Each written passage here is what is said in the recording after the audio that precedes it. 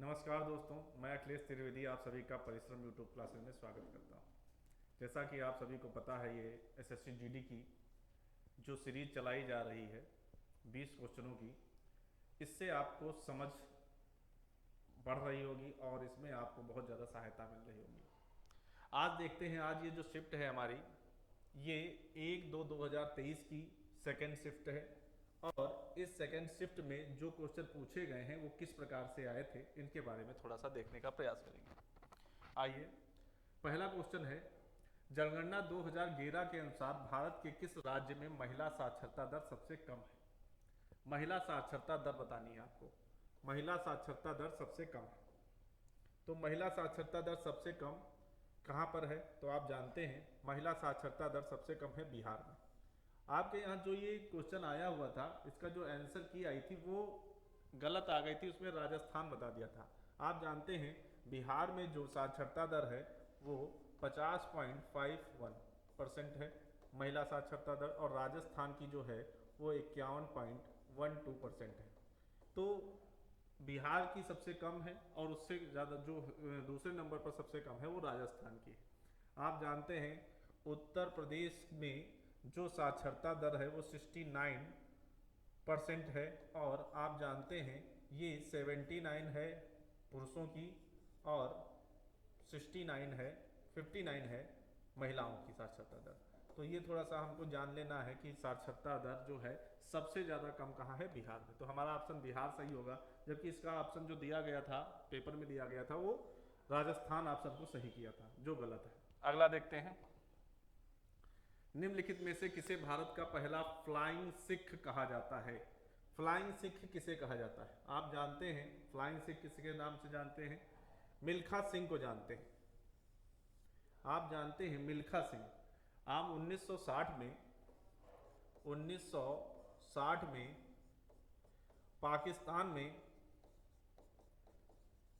पाकिस्तान में Commonwealth game चल रहे थे, और उसी समय जो अयूब खां थे, अयूब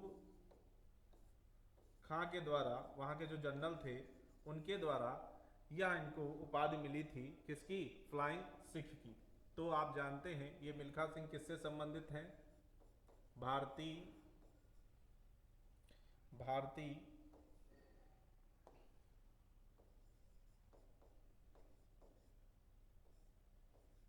भारतीय रेसलिंग से संबंधित हैं, धावक हैं। ठीक है।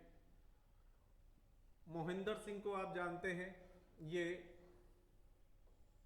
ट्रिपल जंप से संबंधित हैं। अजीत पाल सिंह आप जानते हैं, अजीत पाल सिंह किससे संबंधित हैं? तो ये भारतीय सेना से संबंधित हैं। और ये अजीत पाल सिंह आपके हॉकी से संबंधित हैं, और जोगिंदर सिंह जो हैं ये आपके हॉकी से संबंधित हैं। ये है भारतीय सेना। और आपके अजीत सिंह जो हैं ये आपके हैं हॉकी से संबंधित। ठीक है, थोड़ा सा देख लीजिएगा। मिल्खा सिंह जो हैं आपके भारतीय रेसलर हैं, ये धावक के रूप में जाने जाते हैं, और इन्होंने सर्वप्रथम पहला व्यक्तिगत स्वर्ण पदक जीता था कॉमनवेल्थ में। स्वर्ण पदक कॉमनवेल्थ गेम में, कहाँ? लंदन में। ठीक है, तो सर्वप्रथम इन्होंने स्वर्ण पदक जीता था कॉमनवेल्थ गेमों में, मिल्खा सिंह। इनको किस नाम से जाना जाता है? फ्लाइंग सिख के नाम से जाना जाता है।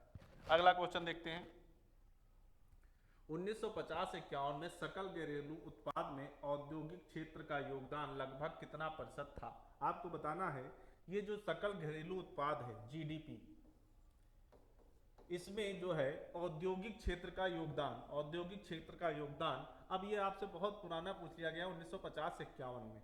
ये जो तल था, बहुत जगहों पर डाटा 13% मिलता है, ये 11.8% था। और यदि आपसे वर्तमान पूछ लिया जाए, वर्तमान में जो 22 और 23 का डाटा है, ये लगभग आपका 49% आता है। ठीक है, तो लगभग ये कितना है, औद्योगिक क्षेत्र का योगदान कितना है, लगभग 49% है वर्तमान का जो डाटा है। ये पुराना पूछा गया था 1950 में सकल घरेलू उत्पाद का जीडीपी का कितना परसेंट था, तो आप बताएंगे 11.8% था। अगला पॉइंट देखते हैं, निम्नलिखित में से कौन हर्षवर्धन के दरबारी कवि थे। आप लोग बताने का प्रयास करेंगे हर्षवर्धन के दरबारी कवि और हर्षचरित के लेखक कौन थे। आपको दरबारी कवि भी बताना है और हर्षचरित ये रचना किसकी है ये भी आपको बताना है। तो आप देखते हैं बाणभट्ट, कालिदास, राजशेखर और आर्यभट्ट। आप जानते हैं बाणभट्ट के द्वारा हर्षचरित लिखी गई और बाणभट्ट जो हैं हर्षवर्धन के क्या हैं, दरबारी कवि हैं। तो बाणभट्ट किसके दरबारी कवि हैं, हर्षवर्धन के दरबारी कवि हैं। जबकि कालिदास और आर्यभट्ट ये दोनों जो हैं, कालिदास और आर्यभट्ट जो हैं ये चंद्रगुप्त द्वितीय के क्या हैं, दरबारी कवि हैं। और आप कहेंगे राजशेखर, आप जानते हैं कोई बताएगा राजशेखर किसके दरबारी कवि हैं, तो आप बताएंगे राजा महिपाल के जो हैं राजशेखर दरबारी कवि, राजा महिपाल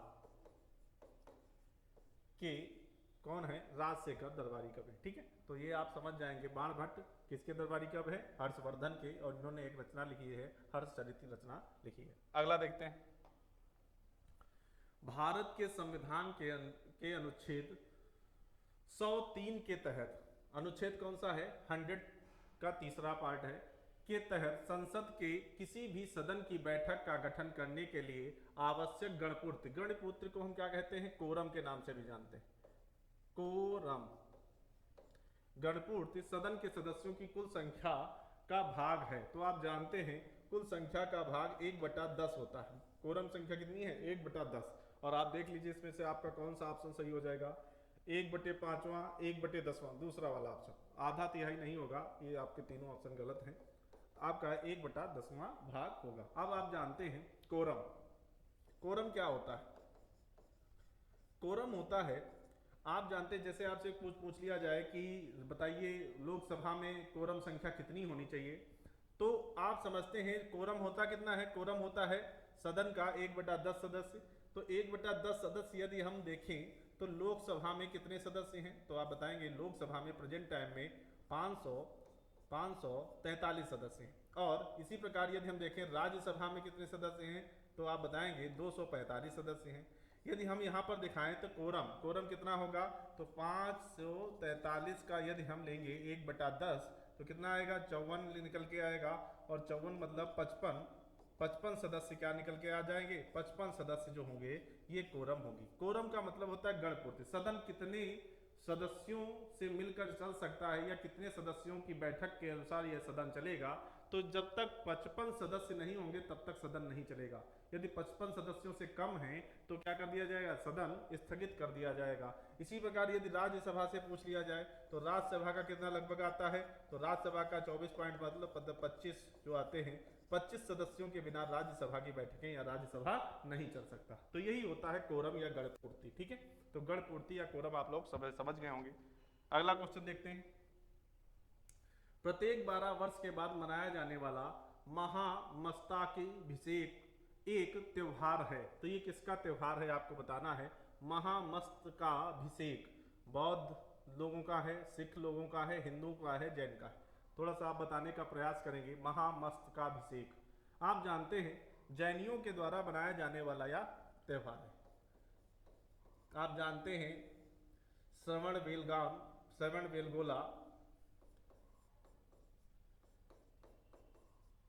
श्रवणबेलगोला कहाँ है, तो आप कहेंगे कर्नाटक में है। श्रवणबेलगोला कर्नाटक में महाबलीपुरम, महाबली की क्या होती है, महाबली का राज्याभिषेक होता है, मतलब उनका अभिषेक होता है।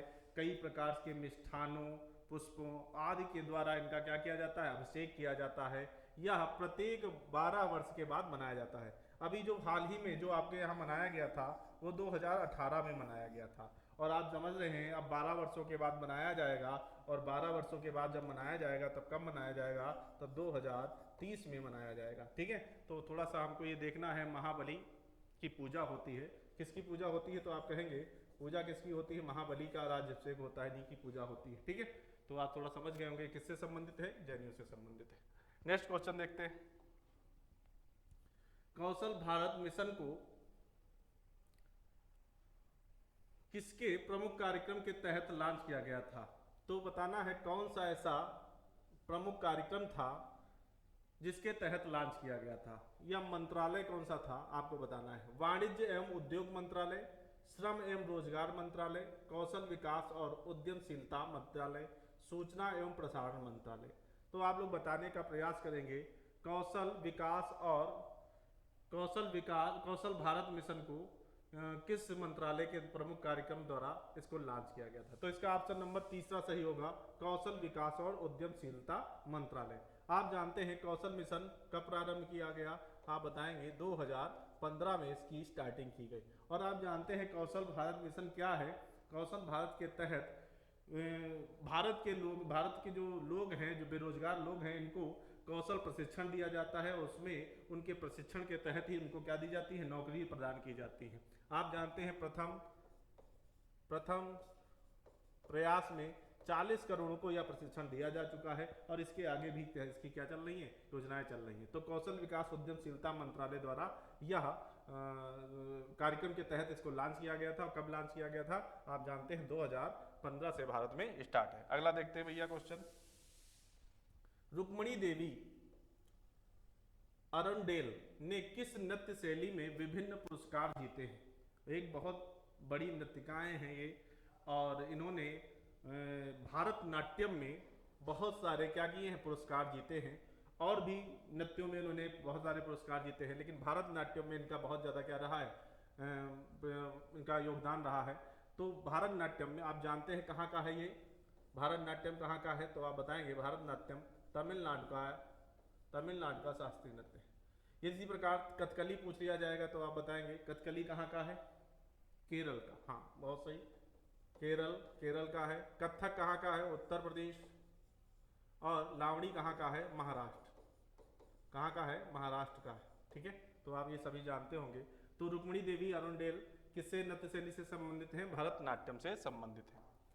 अगला देखते हैं, भारतीय संविधान के किस अनुच्छेद में कहा गया है कि भारत अर्थात इंडिया राज्यों का संघ है। बहुत ही सिंपल सा यह क्वेश्चन आया है, आप लोग बताने का प्रयास करेंगे। भारत अर्थात इंडिया, अभी आपने देखा होगा वर्तमान में इंडिया शब्द को लेकर बहुत ज़्यादा चर्चा में आया, क्योंकि आपने देखा होगा कि जो राजनीति क्षेत्र से जुड़े हुए एक बीजेपी पार्टी है, और उसके विपक्ष में लोकसभा में जो संयुक्त पार्टी बनाई गई है उसका नाम भी क्या रखा गया है, इंडिया रखा गया है। अभी हाल ही में चर्चा में था, आप लोगों ने इसको देखा होगा। और भारत अर्थात इंडिया राज्यों का संघ होगा, यह किस अनुच्छेद में बताया गया था। तो आप जानते हैं अनुच्छेद पहले में क्या बताया गया है कि भारत अर्थात इंडिया क्या होगा, राज्यों का संघ होगा। इसी प्रकार अनुच्छेद 2 में क्या बताया गया है, अनुच्छेद 2 में बताया गया है कि विदेशी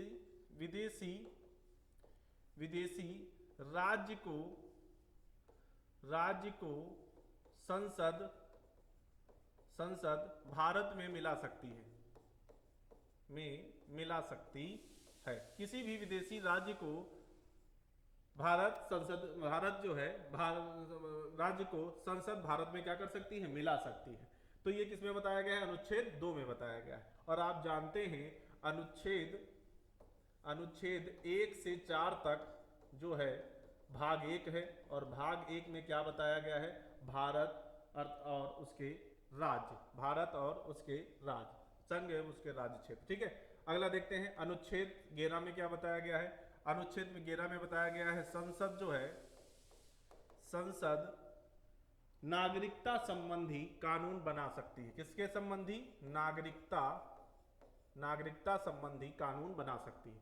इसी प्रकार अनुच्छेद 10 में क्या बताया गया है, अनुच्छेद 10 में बताया गया है, आपको कल भी बताया गया था, अनुच्छेद 10 में आपको बताया गया है कि आपकी नागरिकता का बना बना रहना। ये आपकी नागरिकता कब तक बनी रहेगी, ये अनुच्छेद 10 में बताया गया है। जब तक आप कोई जघन्य अपराध नहीं करते हैं तब तक आपकी नागरिकता बनी रहती है। और आप जानते हैं अनुच्छेद 5 से 11 तक क्या है, भाग 2 है। और भाग 2 में क्या बताया गया है, नागरिकता का वर्णन है। किसका है, नागरिकता का वर्णन बताया गया है। ठीक है, तो आप ये समझ गए होंगे। तो कौन सा इसका ऑप्शन सही हो जाएगा, ऑप्शन नंबर 2। अगला देखते हैं क्वेश्चन। अगला क्वेश्चन देखते हैं। 1866 में लंदन में ईस्ट इंडिया एसोसिएशन की स्थापना निम्नलिखित में से किसने की थी। तो आपने देखा होगा राजा राम मोहन राय ने, सत्येंद्र नाथ टैगोर ने, सैयद अहमद खान ने और दादा भाई नौरोजी ने। थोड़ा सा इसका आंसर बताने का प्रयास करेंगे। राजा राम मोहन राय, सत्येंद्र नाथ टैगोर, सैयद अहमद खान, दादा भाई नौरोजी। हाँ, सभी लोग बताने का प्रयास करेंगे। हाँ, कौन है, दादा भाई नौरोजी। इनको और किस नाम से जाना जाता है, कोई बताने का प्रयास करेगा। हाँ, old man of India,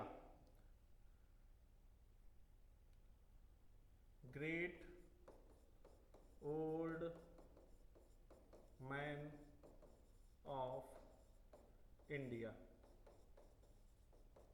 great old man of India के नाम से किसे जाना जाता है, दादा भाई नौरोजी को जाना जाता है। और दादा भाई नौरोजी जो हैं ये आपके poverty and un British rule, इनकी एक पुस्तक है। इनकी पुस्तक का नाम क्या है, poverty and un British rule of India. इनकी पुस्तक में, या इनकी पुस्तक इसलिए बहुत ज़्यादा इम्पॉर्टेंट है क्योंकि इसमें धन निकासी का सिद्धांत इन्होंने दिया था। धन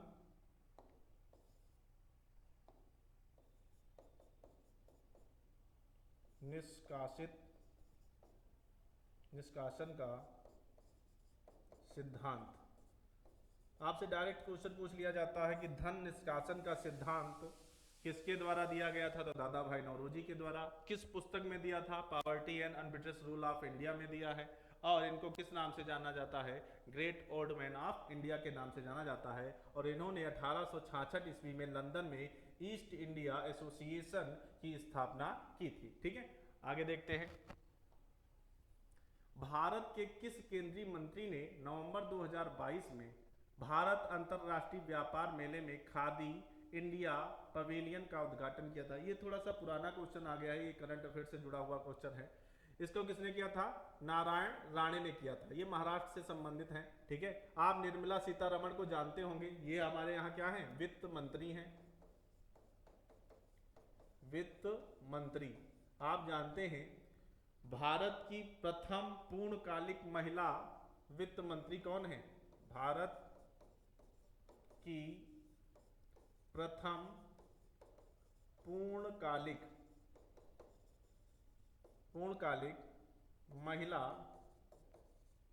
महिला वित्त मंत्री हैं। आप जानते हैं पहली महिला जो वित्त मंत्री थी इंदिरा गांधी थी, और उसके बाद जो पहली वो पूर्णकालिक नहीं थी, ये क्या है, पूर्णकालिक हैं।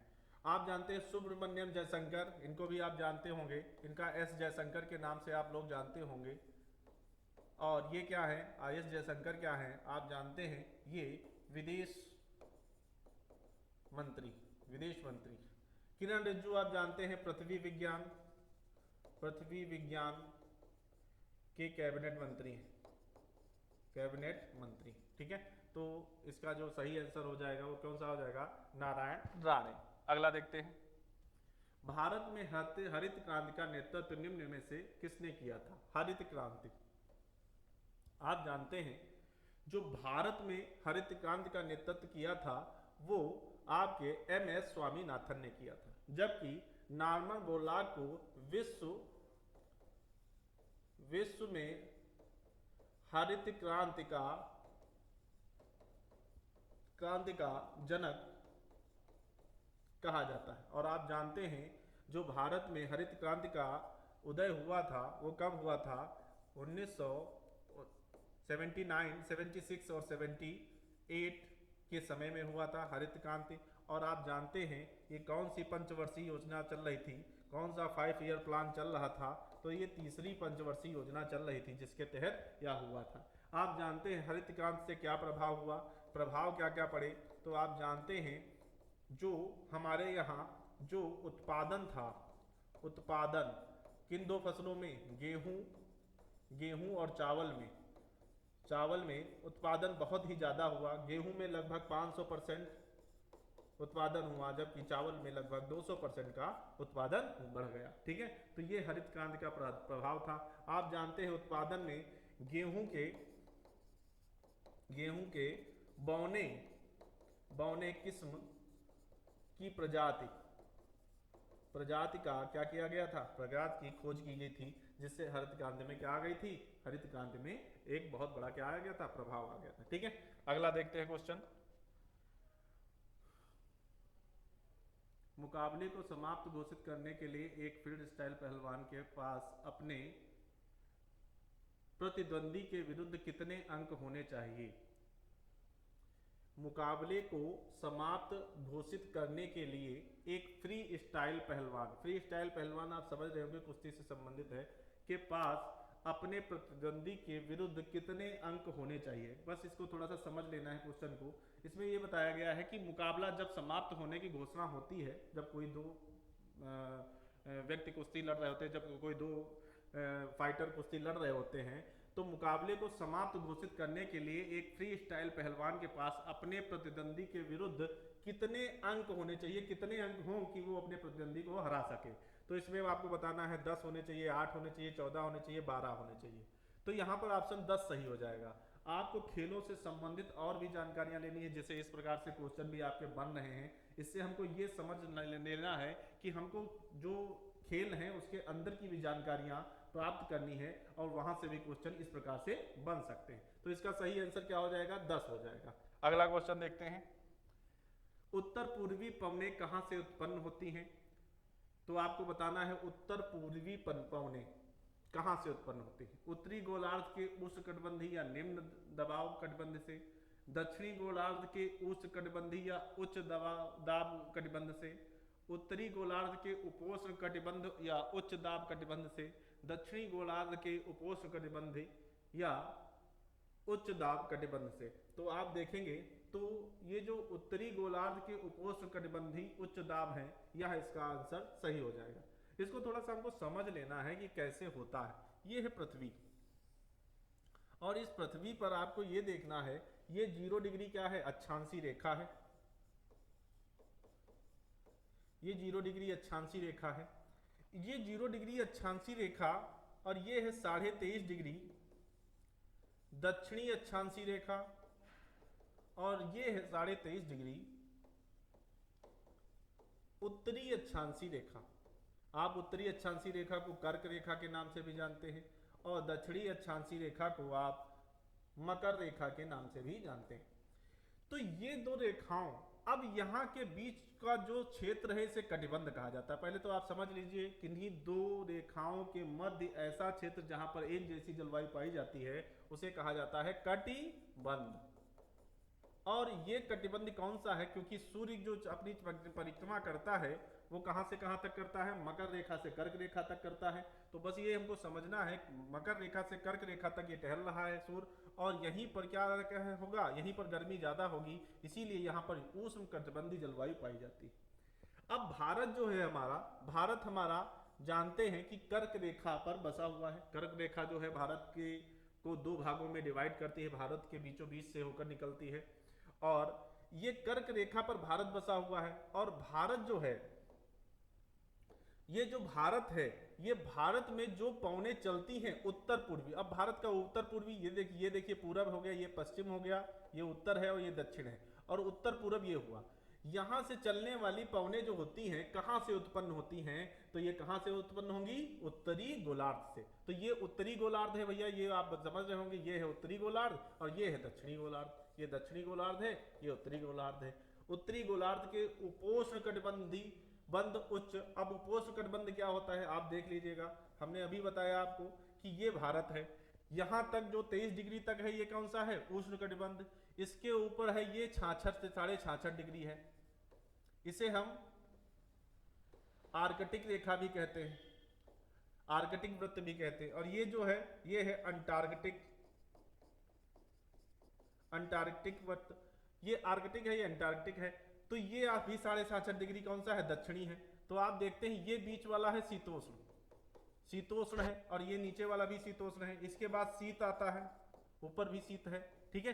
तो ये जलवायु है, जलवायु से संबंधित क्वेश्चन है। तो आप इसको आप सही से देखना चाहें तो देख सकते हैं, उत्तरी गोलार्ध के उपोष्ण कटिबंधी उच्च दाब कटिबंध से ही क्या चलती हैं, उत्तर पूर्वी पवनें चलती हैं। और आप बताएंगे जब उत्तर पूर्वी पवनें चलती हैं तो सर्वाधिक वर्षा कहाँ होती है, तो सर्वाधिक वर्षा जो होती है वो जाड़ों के समय कहाँ होती है। तो आप कहेंगे इस समय जाड़ों के समय कहाँ वर्षा हो रही है, तो आप कहेंगे तमिलनाडु के तट पर होती है, तमिलनाडु में होती है।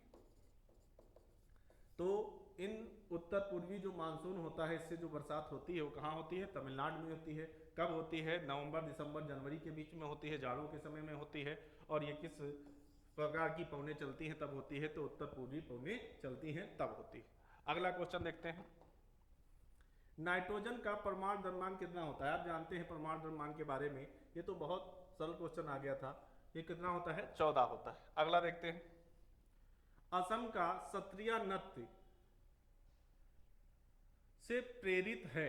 आपको बताना है किससे प्रेरित है, शक्ति आंदोलन से प्रेरित है, तंत्रवाद से प्रेरित है, भक्ति आंदोलन से प्रेरित है, सूफी आंदोलन से प्रेरित है। आप जानते हैं भारत में शास्त्रीय नृत्यों की संख्या, शास्त्रीय नृत्यों की जो संख्या है वो कितनी है, तो आप कहेंगे शास्त्रीय नृत्यों की संख्या है 8। और जो 8वां बना है, जो 8वां है वो कौन सा है, वो है सत्रिया। कौन सा है, वो है सत्रिया।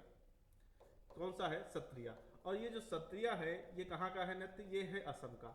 इसके जो जनक कहा जाता है श्रीमंता, श्रीमंता या श्रीमंत शंकर।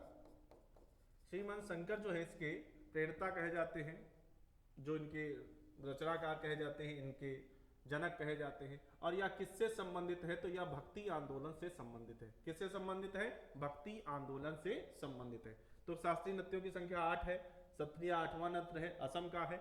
और इसके जो जनक हैं, इसके जो रचयिता हैं या इसके जो प्रमुख हैं वो कौन है, श्रीमंता शंकर हैं। और आप जानते हैं यह सत्रिया नृत्य किससे प्रेरित है, तो भक्ति आंदोलन से प्रेरित है। अगला क्वेश्चन देखते हैं, अगला क्वेश्चन देखते हैं, माइक्रो फाइनेंस ऋण को किसी संपार्श्विक की आवश्यकता होती है, संपार्श्विक की आवश्यकता होती है या नहीं होती है, ये बताना है हमको कि माइक्रो फाइनेंस ऋण को किसी संपार्श्विक की आवश्यकता होती है, नहीं होती है। संपार्श्विक का मतलब होता है कि मतलब किसी भी प्रकार का जो एविडेंस होता है उसकी आवश्यकता होती नहीं होती है, अधिकांशता होती है, हमेशा होती है, नहीं होती है। हाँ तो भैया नहीं होती है, ये डिजिटली माध्यम से माइक्रो फाइनेंस होता है और इसमें आपको इसकी कोई भी आवश्यकता नहीं होती। अगला देखते हैं, इंडिया इंटरनेशनल कॉन्क्लेव 2022 में ग्लोबल पीस एम्बेसडर के रूप में किसे सम्मानित किया गया था,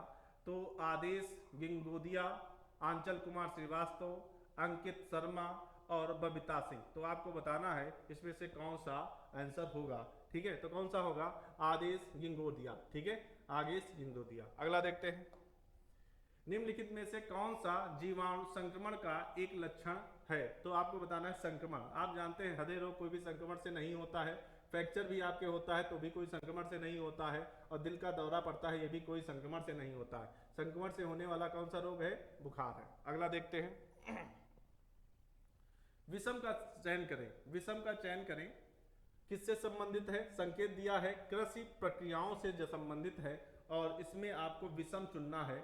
देखिए छिड़काव तो भैया कृषि से संबंधित है, ठीक है। खाना कृषि से संबंधित नहीं है, बुआई भी कृषि से संबंधित है, जोतना भी कृषि से संबंधित है। तो इसमें जो विषम था वो कौन है, खाना।